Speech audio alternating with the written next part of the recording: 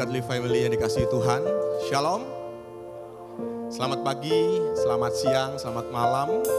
Selamat datang di channel YouTube GKKA Indonesia Jemaat Surabaya.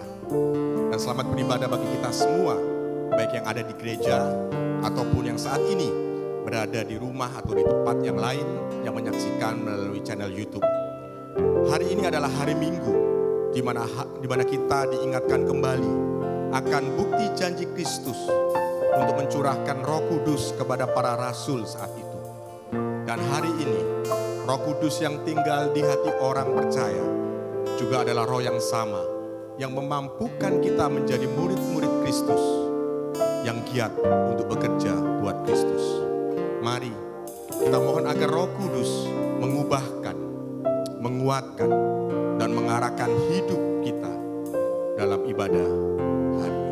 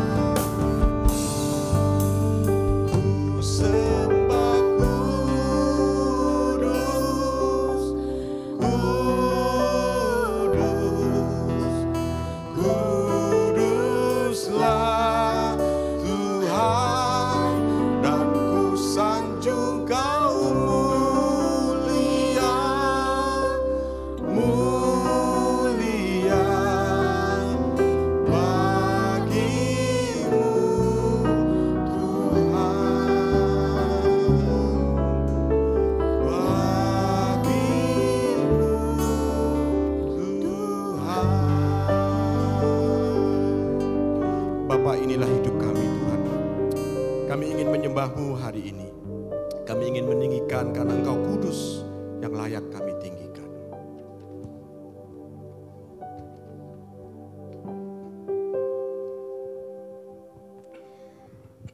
Mazmur 104 ayat 24, ayat 31 dan 33 berkata, betapa banyak perbuatanmu ya Tuhan, sekaliannya kau jadikan dengan kebijaksanaan, bumi penuh dengan ciptaanmu.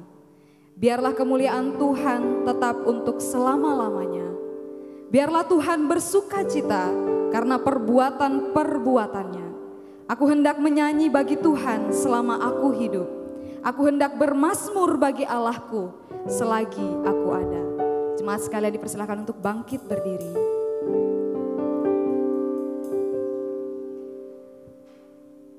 Jemaat sekalian, kebaktian Pentakosta ini kita mulai dengan satu pengakuan bahwa pertolongan kita adalah dalam nama Tuhan yang menciptakan langit dan bumi.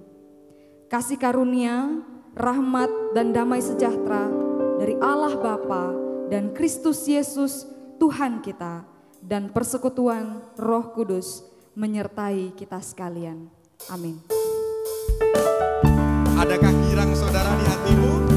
Mari bersuka cita karena Tuhan sudah mati bagi kita, bangkit bagi kita, Roh Kudus dicurahkan.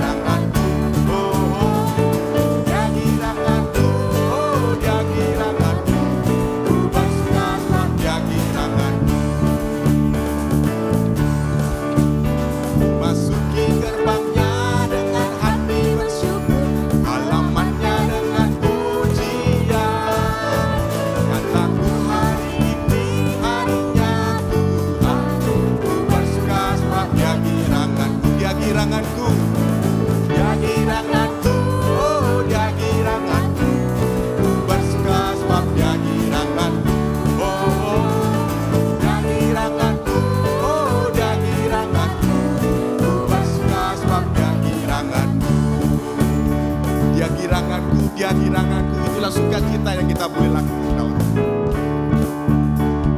Dia giranganku, oh dia giranganku, ku bersuka sebab dia giranganku. Oh, dia giranganku, oh dia giranganku, ku bersuka sebab dia giranganku. Sekali lagi dia giranganku, dia giranganku, oh dia giranganku, ku bersuka sebab dia giranganku.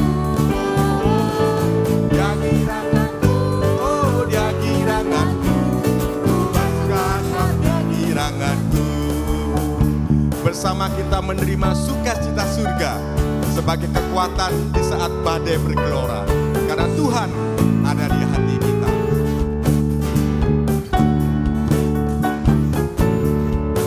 Bertepuk tangan bersama katakan, terima sukacita surga, itulah kekuatan bagi jiwa.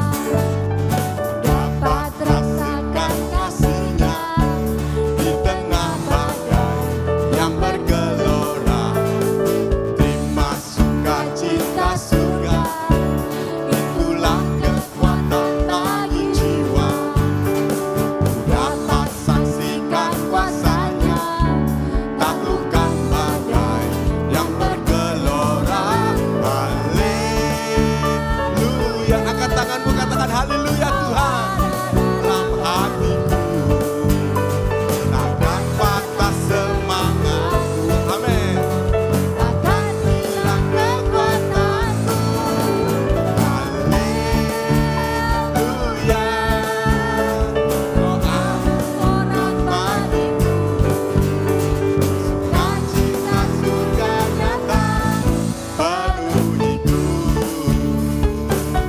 Biarlah sukacita surga selalu ada dalam hati kita. Come on. Terima sukacita surga, itulah kekuatan bagi jiwa. Dapat saksikan kuasanya, taklukkan badai yang bergelora. Haleluya, kau ada dalam hatiku, takkan patah semangatku, takkan hilang kekuatanku. Haleluya, haleluya, ku mau bersorak bagimu, sukacita surga nyata penuhiku. Sekali lagi haleluya. Haleluya, bersama-sama angkat tanganmu, katakan haleluya Tuhan. Bagiku takkan patah semangatku, takkan hilang kekuatanku. Haleluya, mau bersorak bagimu, sukacita surga nyata penuhiku. Silakan duduk Godly Family. Puji Tuhan, saya melihat ada wajah-wajah sukacita di pagi hari ini. Godly Family yang dikasihi Tuhan, 2 tahun terakhir ini ketika kita menghadapi masa-masa pandemi.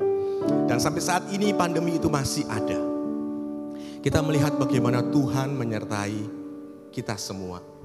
Saya tidak tahu Bapak Ibu, mungkin saat ini selama 2 tahun terakhir ada banyak kita kehilangan.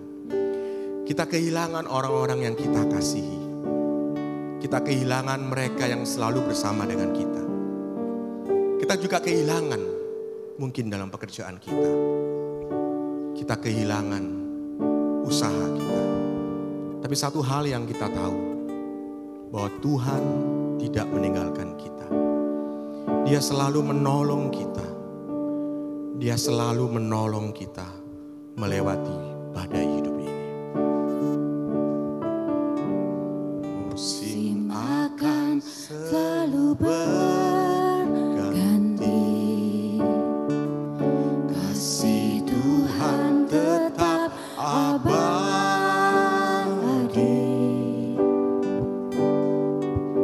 tak akan berubah sampai selamanya. Ku tetap percaya,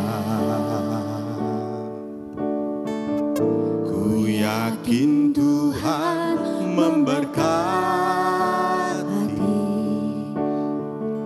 ku yakin Tuhan melindungi.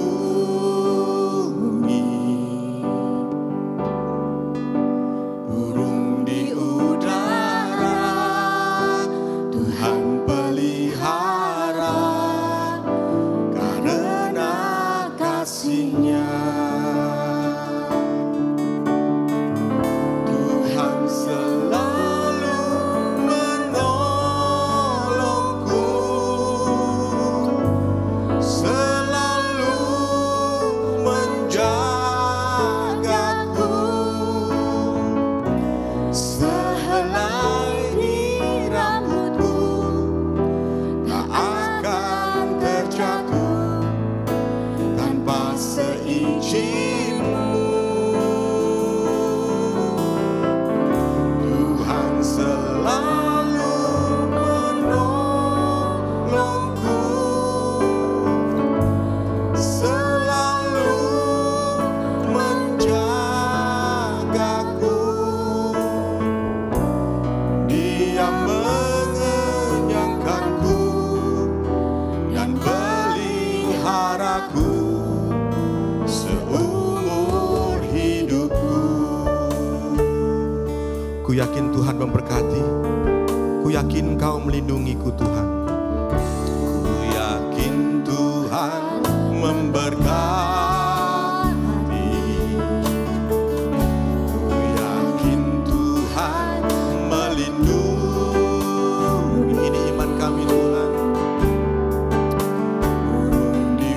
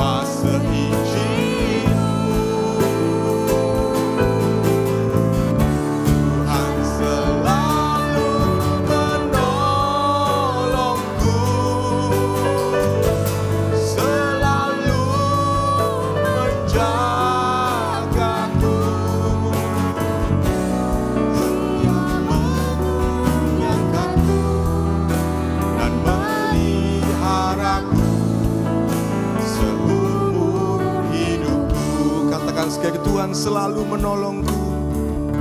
Tuhan selalu menolongku, selalu menjagaku. Sehelai rambutku Tuhan tak akan terjatuh tanpa seizin-Mu Tuhan. Tak akan terjatuh tanpa seizin-Mu. Tuhan selalu menolongku. Inilah doa kami Tuhan, keyakinan kami Tuhan.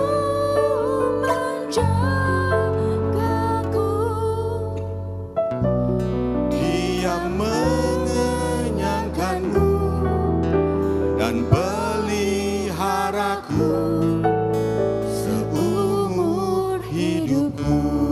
Biar musik saja pujikan pujian ini. Ya Tuhan, inilah hidup kami. Kami sadar betul Tuhan bahwa Engkau adalah penolong kami. Kami sadar betul Tuhan bahwa Engkau adalah Allah kami. Tuhan, mungkin seringkali kami tidak mempercayai Tuhan akan penolong. Mungkin saat ini Tuhan kami sering Tuhan tidak mengandalkan Engkau dalam kehidupan kami Tuhan. Kami mengecewakan akan-Mu Tuhan. Kami mengecewakan akan keluarga kami. Kami mengecewakan akan pelayanan-pelayanan kami Tuhan. Kami mengecewakan akan rekan-rekan kerja kami. Kami mengecewakan Tuhan akan rekan-rekan sepelayanan kami. Ampuni kami Tuhan. Karena kami tahu Tuhan bahwa Engkau sanggup menolong kami. Karena kami tahu Tuhan Engkau adalah Allah yang begitu mengasihi kami. Sepanjang musim kehidupan kami Tuhan, Engkau selalu ada buat kami. Tolong kami Tuhan. Tolong kami Tuhan. Tuhan selalu menolongku. Tuhan selalu menjagaku. Pujikan pujian ini. Tuhan selalu menolongku, selalu menjagaku, sehelai rambutku tak akan terjatuh tanpa seizin-Mu. Tuhan selalu menolongku, selalu menjagaku. Dia meliharaku dan peliharaku seumur hidupku. Inilah keyakinan kami Tuhan. Keyakinan kita semua adalah Dia sanggup menolong kita. Dia sanggup menolong kita. Dan hari ini kita bersyukur saudara. Karena berita anugerah yang terdapat dalam Roma 5 ayat 5 sampai ke 6. Mari bersama-sama kita bacakan ayat ini. Dan pengharapan tidak mengecewakan. Karena kasih Allah telah dicurahkan di dalam hati kita oleh Roh Kudus yang telah dikaruniakan kepada kita. Karena waktu kita masih lemah, Kristus telah mati untuk kita. Orang-orang durhaka pada waktu yang ditentukan oleh Allah. Sekali lagi dengan sungguh-sungguh katakan, dan pengharapan tidak mengecewakan. Karena kasih Allah telah dicurahkan di dalam hati kita oleh Roh Kudus yang telah dikaruniakan kepada kita. Karena waktu kita masih lemah, Kristus telah mati untuk kita, orang-orang durhaka pada waktu yang ditentukan oleh Allah. Dan firman Tuhan juga mengatakan dalam pembaruan komitmen kita pada hari ini. Tetapi kamulah bangsa yang terpilih, imamat yang rajani, bangsa yang kudus, umat kepunyaan Allah sendiri. Supaya kamu memberitakan perbuatan-perbuatan yang besar dari Dia, yang telah memanggil kamu keluar dari kegelapan kepada terang yang ajaib. Roh Kudus penuhi kami Tuhan. Roh Kudus pulihkan hati kami Tuhan.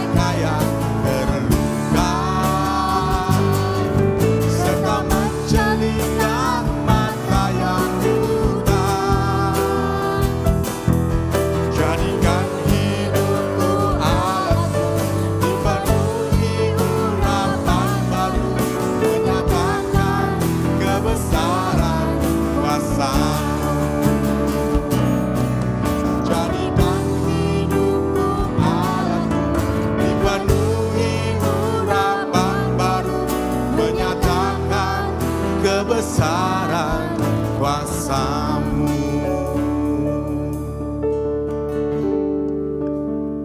Mari kita bersatu dalam doa. Kami bersyukur kepadamu ya Tuhan, karena hari ini kami sama-sama akan mendengarkan firman-Mu. Biarlah firman-Mu itu boleh meneguhkan setiap hati kami ya Tuhan. Boleh menguatkan kami di dalam perjalanan kami sebagai saksi Kristus di tengah dunia ini. Tuhan, kiranya tolong hamba-Mu, berikan keberanian untuk menyatakan Injil-Mu. Di dalam nama Tuhan Yesus kami berdoa. Amin. Jemaat sekalian dipersilahkan duduk kembali.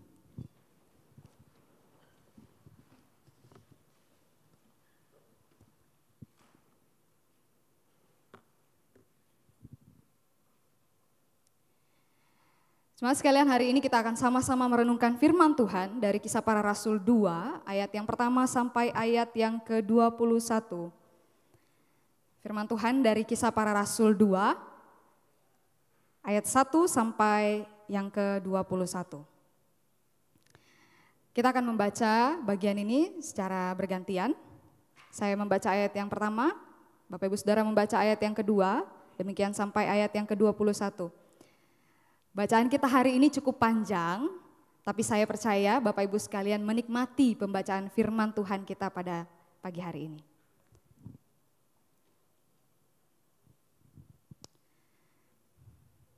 Kisah Para Rasul, pasal 2, ayat pertama sampai ayat yang ke-21, demikian firman Tuhan. Ketika tiba hari Pentakosta, semua orang percaya berkumpul di satu tempat.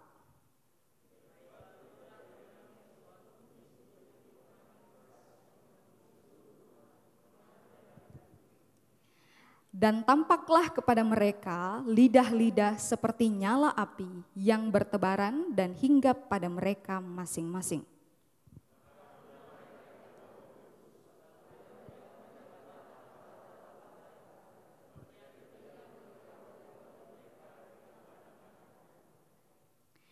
Waktu itu di Yerusalem diam orang-orang Yahudi yang saleh dari segala bangsa di bawah kolong langit.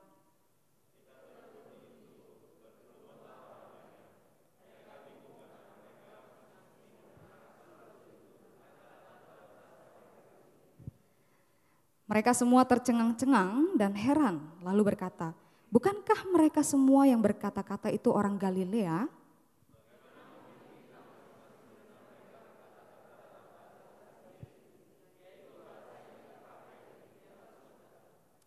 Kita orang Partia, Media, Elam, penduduk Mesopotamia, Yudea dan Kapadokia, Pontius dan Asia,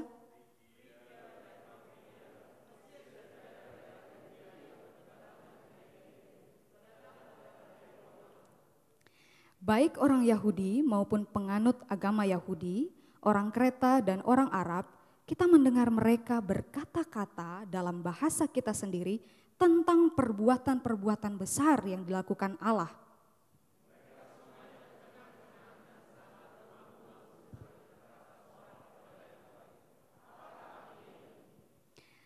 Tetapi orang lain menyindir, mereka sedang mabuk oleh anggur manis.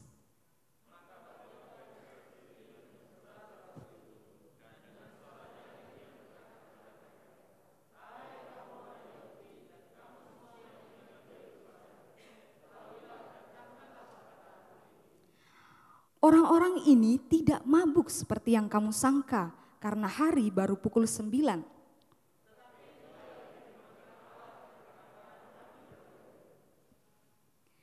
Akan terjadi pada hari-hari terakhir, demikianlah firman Allah, bahwa aku akan mencurahkan rohku ke atas semua manusia, maka anak-anakmu laki-laki dan perempuan akan bernubuat, dan teruna-terunamu akan mendapat penglihatan-penglihatan, dan orang-orangmu yang tua akan mendapat mimpi.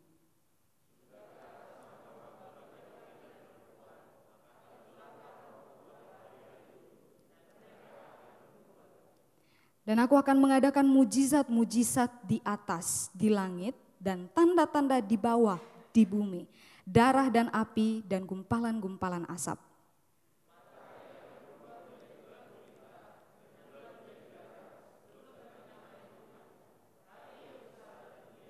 Bersama-sama, dan barang siapa yang berseru kepada nama Tuhan akan diselamatkan.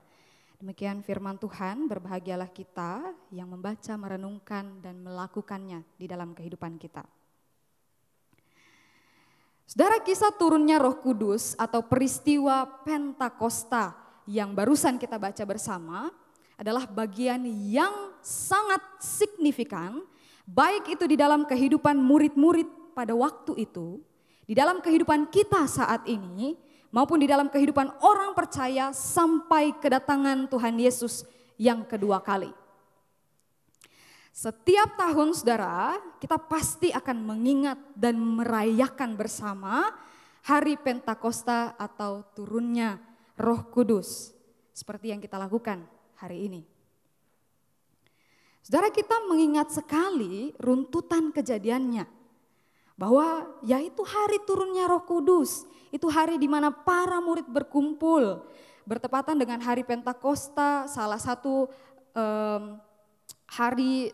dari 3 hari raya besar yang harus dilakukan dalam tradisi Yahudi. Lalu ketika mereka berkumpul, tiba-tiba Roh Kudus itu turun bagaikan lidah api dan Roh Kudus memenuhi mereka sehingga mereka bisa berbahasa lidah.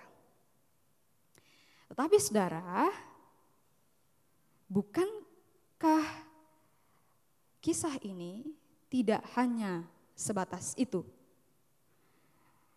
Bukankah kisah ini tidak hanya sebatas itu?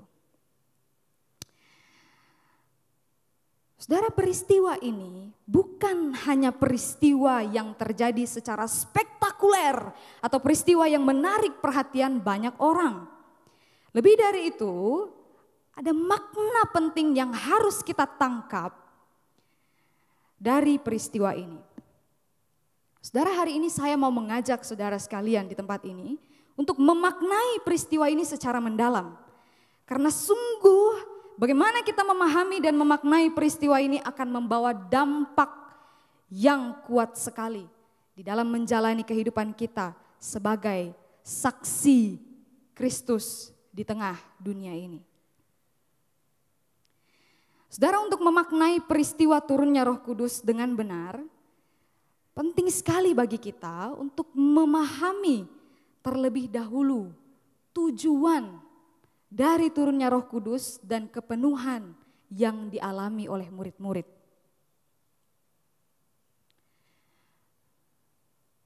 Yang pertama, saudara, tujuan murid-murid dipenuhi Roh Kudus adalah pemberitaan Injil Kristus Yesus. Tujuannya adalah untuk pemberitaan Injil Kristus Yesus.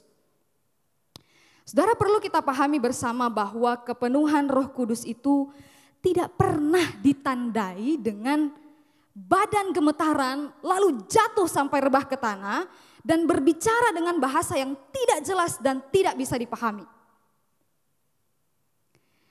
Saudara, Alkitab tidak mencatat bahwa ketika Yesus dibaptis dan Roh Kudus turun ke atasnya, lalu Tuhan Yesus itu menjadi gemetaran lalu rebah. Tidak ada dicatat di dalam Alkitab seperti itu, saudara.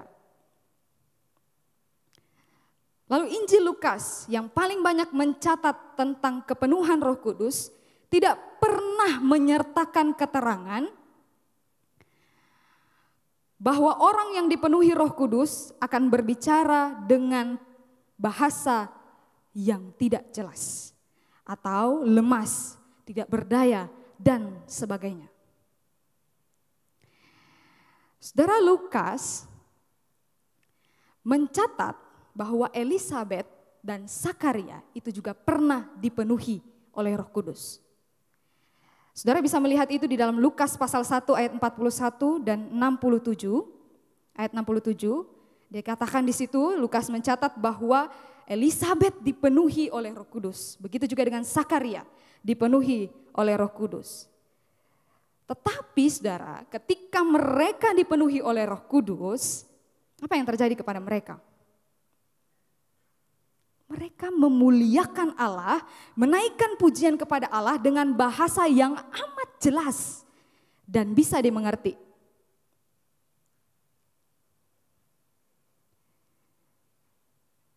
Jadi saudara, tidak ada di dalam Lukas dicatat bahwa ketika orang kepenuhan Roh Kudus itu maka dia akan mengalami hal-hal yang tidak signifikan. Saudara, dalam peristiwa Pentakosta ini pun demikian. Dalam peristiwa yang barusan kita baca pun demikian, saudara. Kepenuhan Roh Kudus itu memang terjadi secara ajaib. Tiba-tiba ada bunyi seperti angin yang bertiup keras. Ada lidah-lidah seperti nyala api yang hinggap pada mereka masing-masing. Dan mereka berkata-kata dengan bahasa-bahasa lain secara tiba-tiba.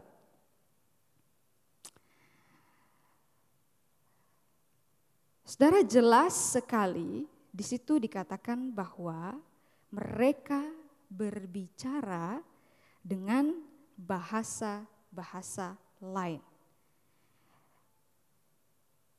Glosais. Ini adalah kalau secara literal bahasa lidah, artinya bahasa manusia, saudara. Bukan bahasa yang tidak bisa dimengerti oleh manusia. Ini adalah bahasa yang bisa dimengerti oleh manusia. Jadi saudara,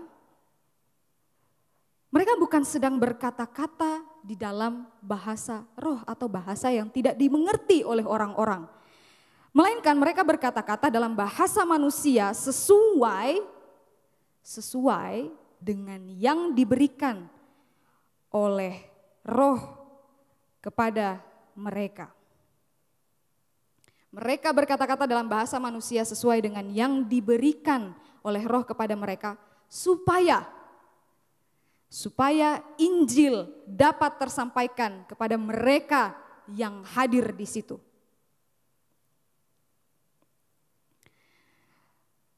Saudara, jelas sekali tujuannya, supaya Injil dapat tersampaikan. Nah, kejadian ini tentu saja membuat orang-orang Yahudi yang hadir di waktu itu, melihat peristiwa itu, mendengar peristiwa itu, takjub. Karena memang mereka, para murid-murid, para rasul itu bisa berbicara secara tiba-tiba dalam bahasa yang mungkin tidak pernah mereka pelajari, bahkan mungkin tidak pernah mereka dengar sama sekali.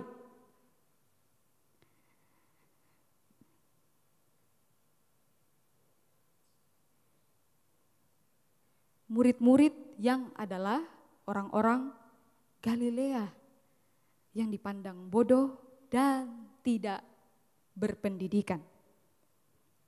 Pantas saja mereka heran, bagaimana mungkin orang-orang Galilea ini, orang yang tidak berpendidikan, tidak belajar, kok bisa mereka berkata-kata di dalam bahasanya kita?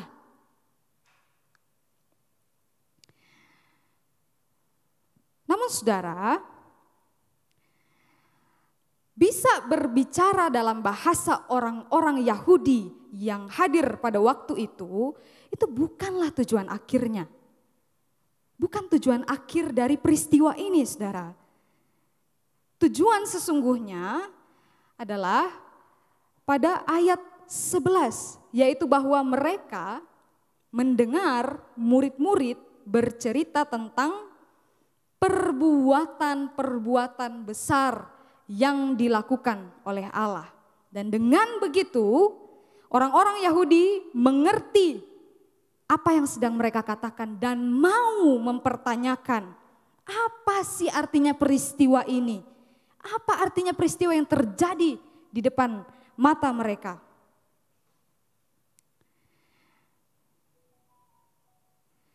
Saudara, melalui peristiwa ini, melalui bagian ini, kita sama-sama melihat bahwa kepenuhan Roh Kudus sesungguhnya menolong murid-murid untuk berbicara untuk kepentingan Kristus, bukan untuk kepentingan mereka sendiri.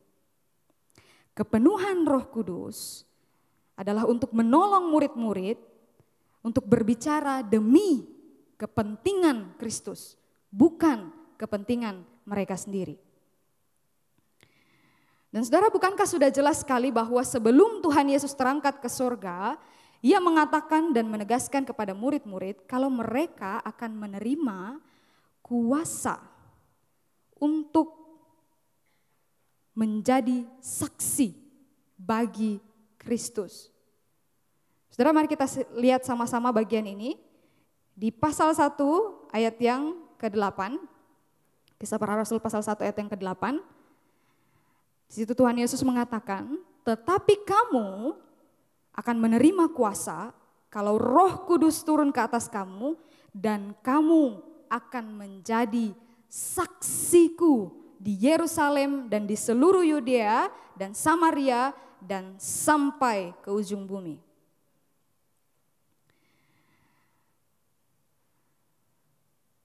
Jadi tujuannya jelas, Bapak Ibu Saudara. Tujuannya jelas sekali, yaitu untuk menjadi saksi bagi Kristus. Kuasa dan kepenuhan Roh Kudus yang diberikan kepada murid-murid jelas untuk kepentingan Kristus. bukan kepentingan mereka. Dan ini, peristiwa ini itu adalah penggenapan janji Kristus mengenai kuasa yang Ia janjikan, yang barusan kita baca ayatnya.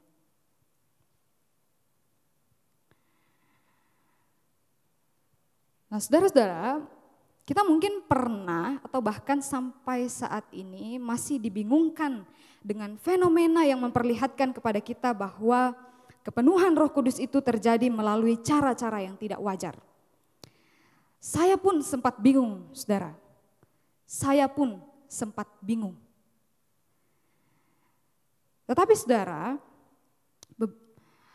berapa banyak orang Kristen yang malah berfokus pada peristiwanya, bukan pada esensi di balik terjadinya peristiwa-peristiwa itu.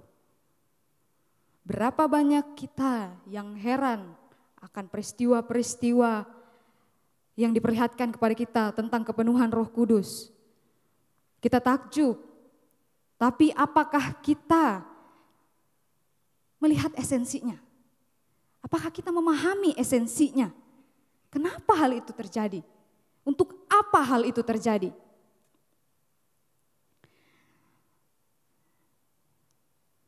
Saudara, setelah saya pikir-pikir dan dari merenungkan bagian ini, saya kemudian menyadari bahwa kita seharusnya sadar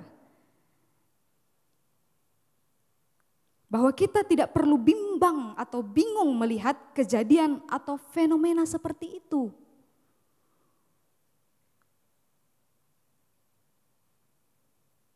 Lebih dari itu, saudara, mari kita mempertanyakan hal yang lebih esensial, yaitu apakah peristiwa itu mengabarkan tentang Kristus?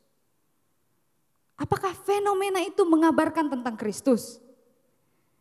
Apakah ketika kita melihat peristiwa itu, kita diarahkan kepada Kristus? Apakah peristiwa itu membuat kita menyadari bahwa Roh Kudus sedang menunjukkan kemuliaan Kristus kepada kita? Dan jikalau peristiwa itu tidak membawa atau menunjukkan Roh Kudus kepada kita, maka jelas itu bukanlah kepenuhan Roh Kudus. Jelas itu bukan kepenuhan Roh Kudus. Karena Tuhan Yesus sendiri mengatakan dengan jelas bahwa tugas Roh Kudus diberikan untuk menyatakan kepada kita tentang perbuatan Allah melalui Yesus Kristus. Tentang karya Allah di dalam Yesus Kristus bagi kita. Jadi kalau ada fenomena tentang kepenuhan Roh Kudus, lalu hal itu tidak membawa kita untuk fokus kepada Kristus, tidak membawa kita untuk mengutamakan Kristus, menjadikan Dia fokus dalam hidup kita, maka jelas itu bukan kepenuhan Roh Kudus. Selanjutnya, saudara, yang kedua, tujuan dari kepenuhan Roh Kudus adalah transformasi hidup demi kemuliaan Kristus.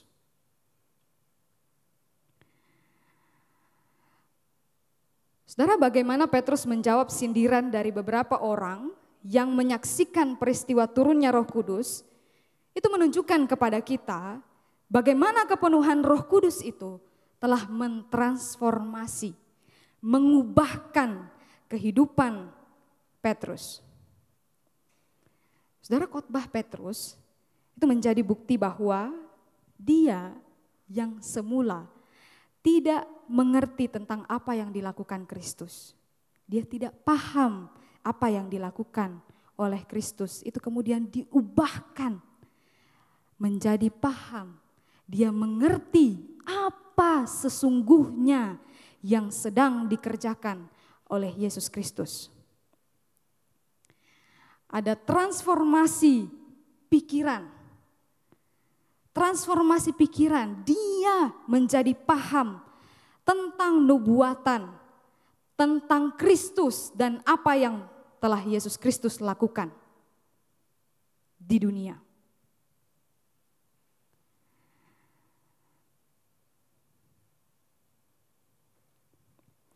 Saudara, selain transformasi pikiran, selanjutnya adalah transformasi sikap, saudara.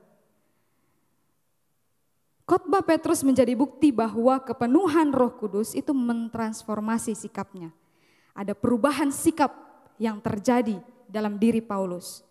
Dia yang dulunya dipenuhi dengan ketakutan, menjadi penuh dengan keberanian dan keteguhan untuk menyatakan dan menceritakan kepada semua orang tentang kehendak Allah melalui Yesus Kristus.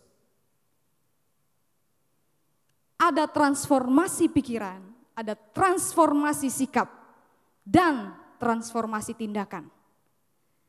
Kepenuhan Roh Kudus membawa dia kepada transformasi kehidupan yang utuh.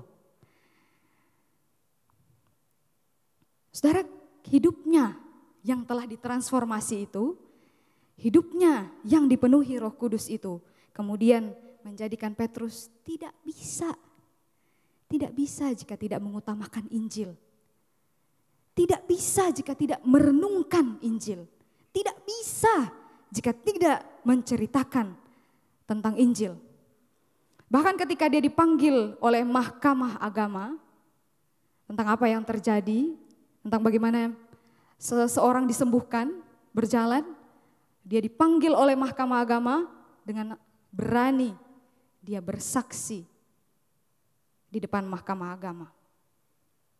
Dia yang sewaktu ditanyai orang-orang, kamu bagian dari Tuhan Yesus ya? Oh tidak, saya bukan. Kabur, takut saudara. Tetapi ketika Roh Kudus memenuhi hidupnya, ada perubahan yang terjadi. Yang dulunya takut menjadi berani mengabarkan Injil bahkan di depan Mahkamah Agama, saudara. Saudara bisa melihat hal itu dalam Kisah Para Rasul pasal 4 ayat 8 sampai 10, 19 sampai 20 dan 31. Saudara, bukan hanya Petrus. Ada banyak contoh lain seperti Stefanus, saudara. Di dalam Kisah Para Rasul dicatat bahwa Stefanus ini adalah orang yang dipenuhi oleh Roh Kudus.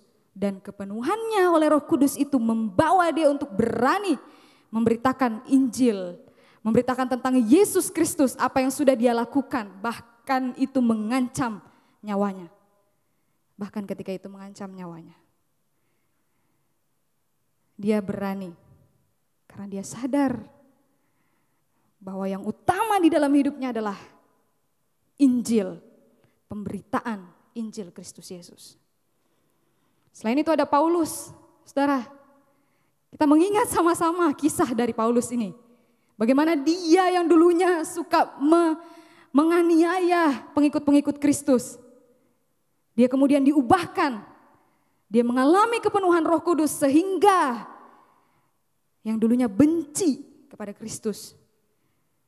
Benci kepada pengikut Kristus sekarang berubah menjadi pengikut Kristus yang setia. Bahkan dia rela. Dia mengatakan di dalam surat Filipi, dia rela meninggalkan semua yang dia anggap berharga untuk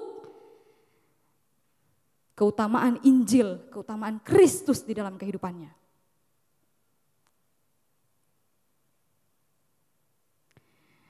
Saudara, masih banyak lagi, masih banyak contoh-contoh yang saudara bisa temukan di dalam Kisah Para Rasul. Saudara, kepenuhan Roh Kudus membuat kita menyadari, membuat mereka menyadari keutamaan Injil di dalam kehidupan mereka. Bahwa Yesus Kristus telah melaksanakan, sudah menyelesaikan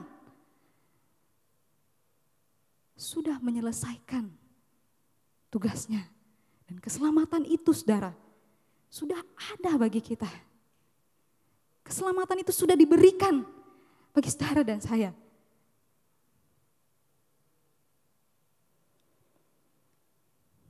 Kepenuhan Roh Kudus di dalam kehidupan mereka membuat mereka menyadari bahwa tidak ada kabar yang lebih baik, tidak ada kabar yang lebih besar, tidak ada kabar yang agung untuk diberitakan selain Injil Yesus Kristus. Selain keselamatan yang sudah dikerjakan oleh Yesus Kristus. Tidak ada berita yang lebih besar daripada berita ini, saudara. Dan mereka menyadari keutamaan itu di dalam kehidupan mereka.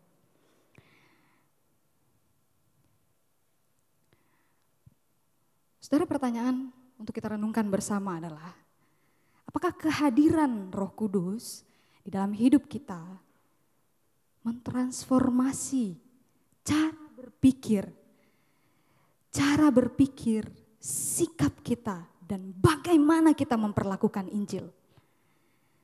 Apakah kehadiran Roh Kudus di dalam hidup kita mentransformasi cara berpikir, sikap, dan bagaimana kita memperlakukan Injil?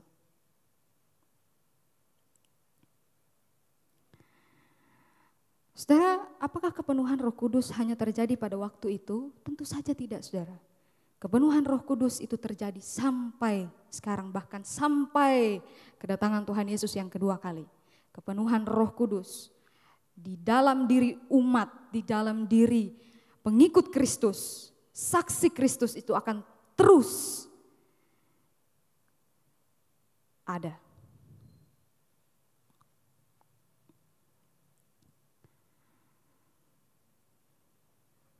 Saudara, mungkin kita bertanya-tanya, lalu gimana caranya supaya saya dapat hidup dipenuhi Roh Kudus? Bagaimana supaya hidup saya ini bisa dipenuhi Roh Kudus sehingga saya bisa menjadi saksi Kristus? Saudara, mari kita sama-sama lihat di ayat 38 sampai 39. Kisah Rasul 2 ayat 38 sampai ayat 39. Waktu itu orang-orang yang ada di situ pun bertanya kepada Petrus, "Petrus, lalu apa yang harus kami lakukan? Apa yang harus kami lakukan?" Jawab Petrus kepada mereka, "Bertobatlah dan hendaklah kamu masing-masing memberi dirimu dibaptis dalam nama Yesus Kristus untuk pengampunan dosamu, maka kamu akan menerima karunia Roh Kudus. Sebab bagi kamulah janji itu dan bagi anak-anakmu dan bagi orang yang masih jauh, yaitu sebanyak yang akan dipanggil oleh Tuhan Allah kita." Janji itu bagi kita, saudara. Janji itu bagi kita juga. Maka mari kita sama-sama dengan penuh kerendahan hati bertobat di hadapan Allah, mengakui bahwa Injil Kristus Yesus itu memang seharusnya menjadi pusat di dalam kehidupan kita. Bahwa Tuhan Yesus sudah melakukan bagiannya. Dia sudah memberikan keselamatan itu buat kita.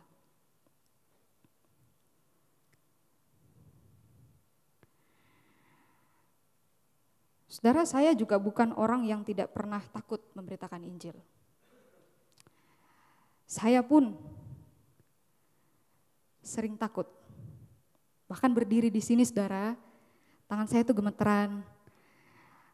Saya kalau mau berdiri di depan banyak orang tuh perut saya pasti mules, saudara. Takut. Tetapi saudara, bagian ini, bagian yang barusan kita renungkan, itu memberikan kekuatan bagi saya secara pribadi. Bahwa Roh Kudus menyertai pemberitaan Injil dimanapun kita diutus. Roh Kudus akan senantiasa menyertai pemberitaan Injil Yesus Kristus yang kita lakukan dimanapun kita diutus. Saudara, dalam merenungkan bagian ini saya sempat berpikir, apakah waktu kita menolak ajakan Roh Kudus untuk memberitakan Injil itu Allah tuh dirugikan? Apakah Allah dirugikan ketika kita menolak memberitakan, menolak ajakan Roh Kudus untuk memberitakan Injil? Saya sempat bertanya-tanya, saudara. Tapi kemudian saya menyadari, bukan Allah yang dirugikan, saudara. Bukan Allah yang dirugikan ketika kita tidak mau meresponi panggilan Roh Kudus untuk bersaksi di tengah dunia ini. Siapa yang dirugikan? Kita sendiri, saudara. Saya sendiri yang dirugikan ketika saya menolak menerima panggilan Roh Kudus untuk memberitakan tentang Injil. Kenapa? Karena saya melewatkan pengalaman. Saya melewatkan sebuah pengalaman bersama dengan Roh Kudus. Saya melewatkan kehilangan pengalaman mengalami kuasa Allah di dalam hidup saya ketika saya memberitakan Injil. Kita yang dirugikan, saudara. Kalau kita tidak mau meresponi panggilan Roh Kudus. Kita melewatkan pengalaman akan kuasa Roh Kudus dalam hidup kita sebagai saksi Kristus di tengah dunia ini. Saudara-saudara, melalui firman Tuhan hari ini, mari kita sama-sama memaknai bahwa kepenuhan Roh Kudus itu terus terjadi sampai hari ini, bahkan sampai kedatangannya yang kedua kali. Kepenuhan Roh Kudus memampukan kita, memberanikan kita bersaksi dengan menggunakan bahasa yang kita miliki dan kita mengerti untuk kita beritakan pada orang-orang yang kita temui.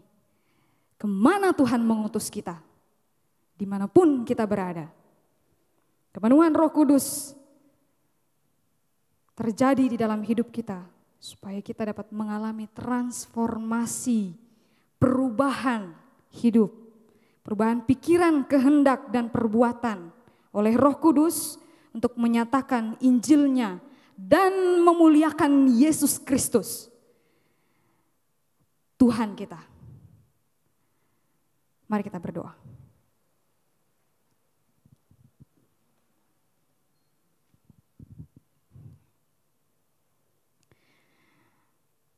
Bapa di dalam kerajaan surga,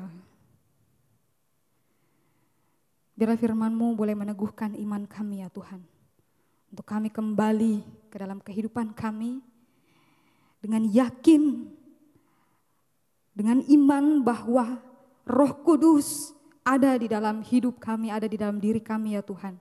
Dan Roh Kudus akan menyertai kami di dalam pemberitaan Injil. Di tengah-tengah kami diutus ke tengah dunia ini, di dalam pekerjaan kami, di dalam studi kami, di dalam keluarga kami, dimanapun Tuhan menempatkan kami untuk kami bisa memberitakan Injil. Sehingga hidup kami bisa menjadi kemuliaan bagi nama Tuhan. Kami mohon anugerah-Mu, kami mohon rahmat-Mu kepada kami ya Tuhan. Di dalam nama Tuhan Yesus kami berdoa dan bersyukur. Amin. Jemaat sekalian, mari kita sama-sama bangkit berdiri.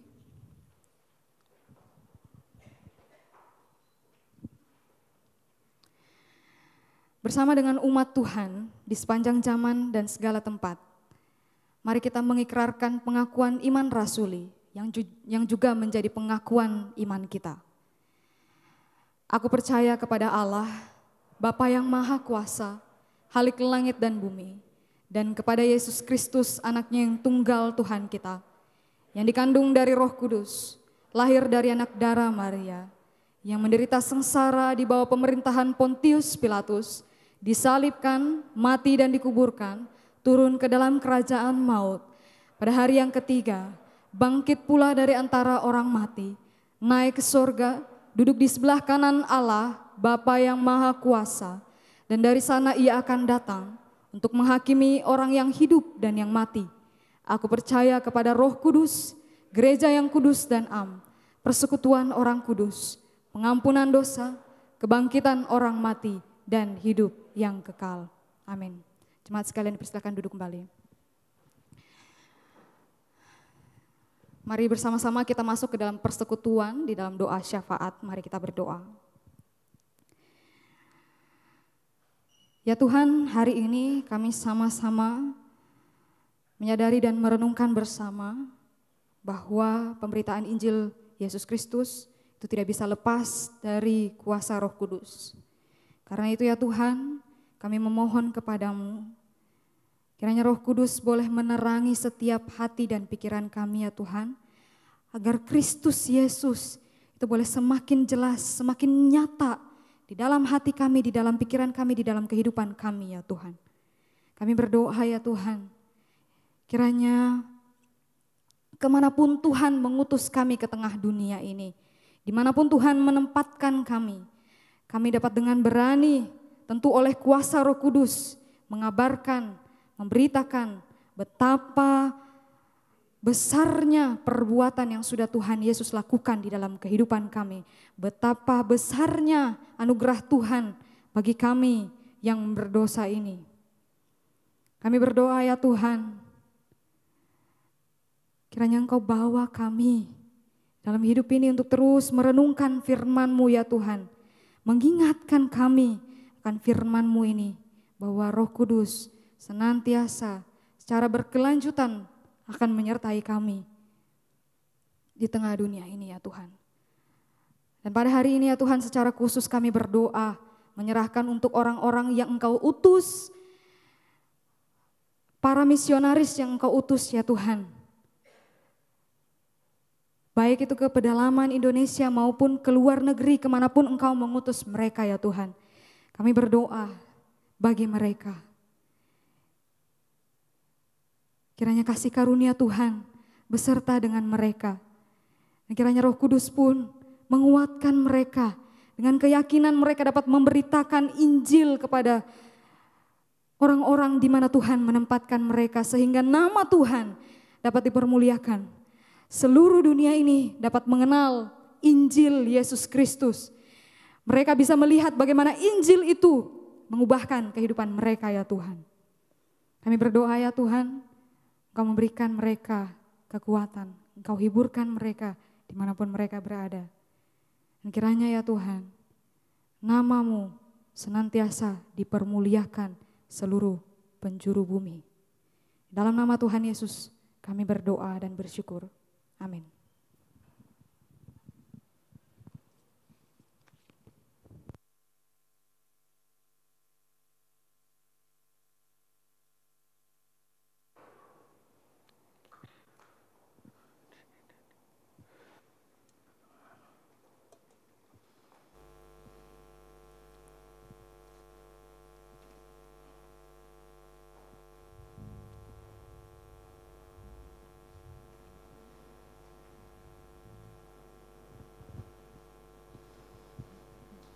Firman Tuhan yang kita boleh dengar hari ini mengingatkan kita kembali bagaimana kita boleh selaku anak-anak Tuhan yang sudah menerima Kristus dalam hidup kita untuk berkobar-kobar memberitakan akan Injil, berkobar-kobar untuk terus memberitakan akan firman Tuhan melalui kehidupan kita ataupun ketika kita bertemu dengan orang lain untuk memberitakan firman Tuhan. Biarlah apinya berkobar dalam hidup kita. Apinya berkobar dalam hatiku, ku girang karena Yesus yang memberi. Hangatkan jiwaku, tak perlu ku mengeluh, darahnya mengalir bagiku bersih. Apinya berkobar dalam hatiku, ku girang karena Yesus yang memberi. Hangatkan jiwaku, tak perlu ku mengeluh, darahnya membasuh diriku bersih. Apinya terang, jiwaku senang, muliakanlah Tuhanku. Haleluya bergemar, Yesus Raja yang benar. Apinya berkobar dalam hatiku. Saatnya kita memberikan persembahan kita sebagai wujud rasa cinta kasih Tuhan kita kepada Tuhan. Bersama-sama, mari kita bersama-sama kembali nyanyikan pujian. Gembira hatiku selamanya, bersaksi berseru, Yesus juru selamatku. Apinya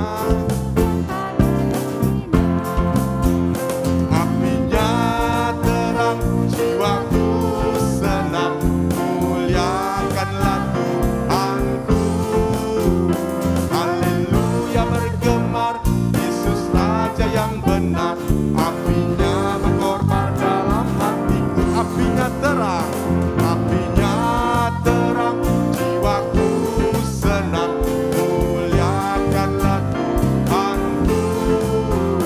Haleluya bergemar, Yesus Raja yang benar, korban dalam hatiku.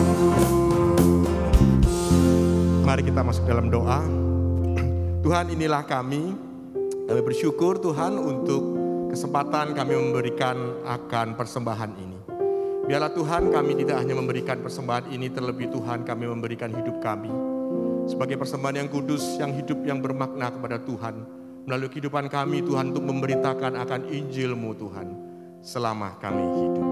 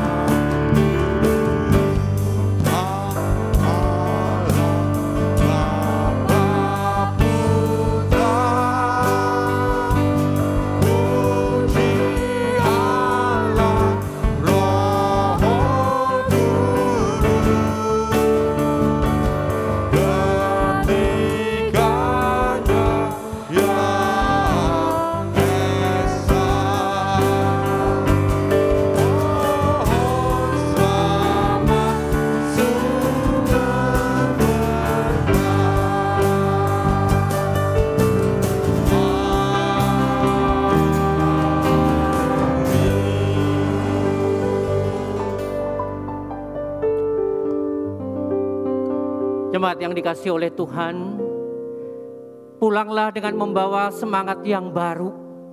Karena Roh Kudus yang hadir di dalam diri kita akan memampukan kita untuk menjadi saksinya.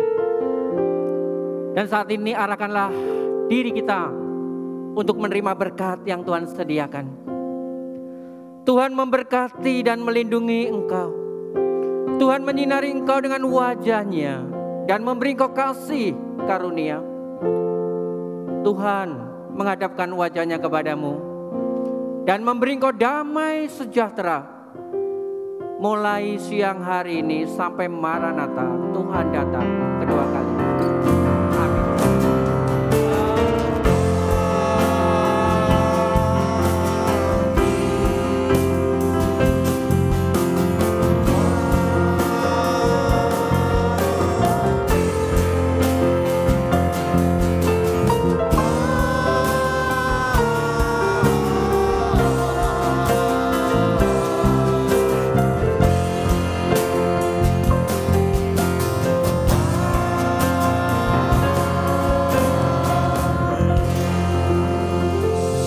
Silakan duduk.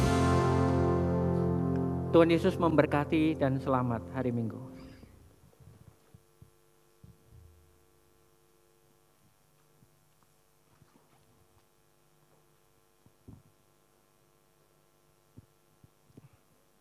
Bapak Ibu Saudara-saudara, selamat pagi. Mohon waktunya sebentar untuk kita boleh bersama-sama menyaksikan beberapa informasi yang perlu saudara-saudara ketahui. Multimedia bisa diputarkan. Tuhan 2022 ini STT Amanat Agung telah memasuki usia 25 tahun. Sebagai institusi pendidikan tinggi teologi yang terus bergerak maju di bumi Indonesia, STT Amanat Agung berkomitmen kuat untuk membentuk dan mendidik orang-orang percaya yang terpanggil melayani Tuhan secara penuh waktu. Sebagai wujud komitmen kami dalam pendidikan teologi, pada tahun ini kami juga mengembangkan program pendidikan teologi bagi umat Tuhan di ruang publik yang rindu untuk diperlengkapi dengan wawasan teologi Kristen. Penyelenggaraan pendidikan di STT Amanat Agung berbasis pembelajaran transformatif. Secara intensional, kurikulum dan pola belajar dirancang sedemikian rupa agar mahasiswa secara terarah dapat mengalami perubahan dan pengembangan dalam dirinya, baik dari segi akademis, nilai, sikap, karakter, keterampilan, maupun kemampuan berpikir kritis. Upaya ini dihadirkan agar STT Amanat Agung dapat secara bertanggung jawab menghasilkan lulusan-lulusan yang berkualitas dan yang mampu melakukan pelayanan yang transformatif.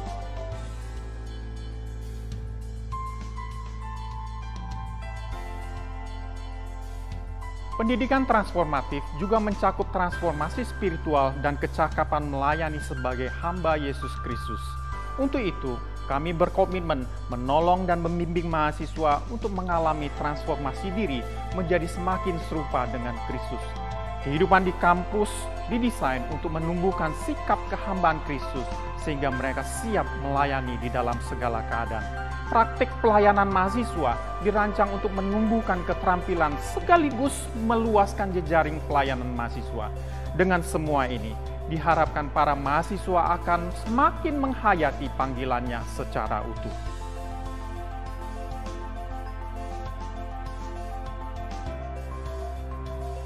Sebagai Integrative Smart Campus, STTAA terus meningkatkan pemanfaatan sistem teknologi informatika, mulai dari sistem penerimaan mahasiswa baru secara online, sistem informasi akademik, learning management system Rackspace, perpustakaan digital dan server Linux berkemampuan VPN yang memungkinkan dosen, staf, dan mahasiswa bekerja dan belajar tanpa dibatasi oleh ruang. Laboratorium untuk praktikum kelas dan pelayanan mahasiswa juga terus dikembangkan dengan kelengkapan teknologi yang mumpuni. Di sisi lain, untuk menunjang kehidupan spiritual mahasiswa, kami membangun taman doa dengan konsep Stations of the Cross. Sejalan dengan semua peningkatan sarana penunjang pembelajaran transformatif tersebut, STTAA berkomitmen penuh pada pengembangan mutu dosen dan staf. Selama 25 tahun ini, STT Amanat Agung telah membuktikan komitmen dan kerja kerasnya dalam menghasilkan lulusan-lulusan yang telah menjadi berkat di Indonesia dan di mancanegara. Dengan tetap menjalankan visi yang dari Tuhan, kami akan terus bergerak maju untuk berkarya bagi gereja dan berkiprah bagi bangsa. Kita bersyukur bersama-sama bahwa Sekolah Tinggi Teologi Amanat Agung boleh bersama-sama dengan kita, hadir di antara kita. Biarlah kita boleh mendukung dan boleh mendoakan STT ini boleh terus dipakai Tuhan untuk boleh mempersiapkan para hamba Tuhan.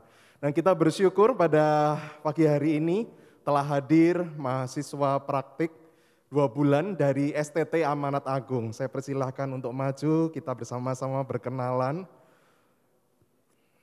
Namanya Indri Sukristiawati. Sebagai bentuk ekspresi sambutan kita, beri tepuk tangan buat Indri.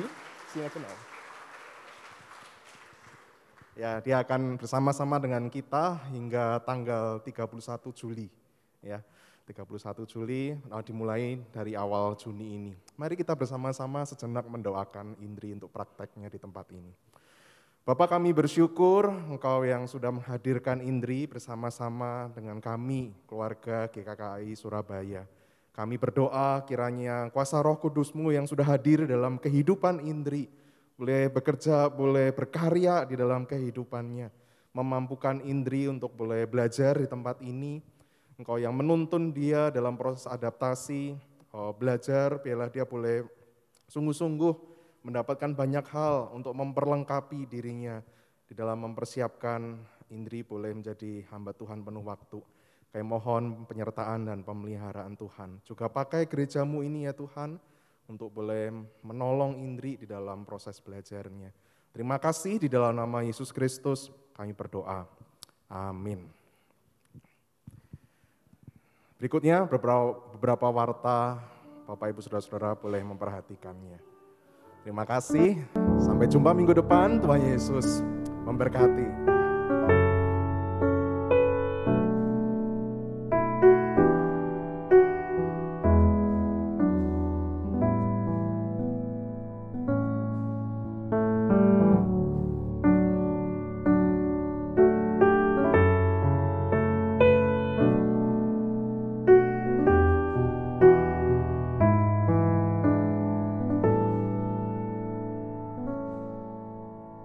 Thank you.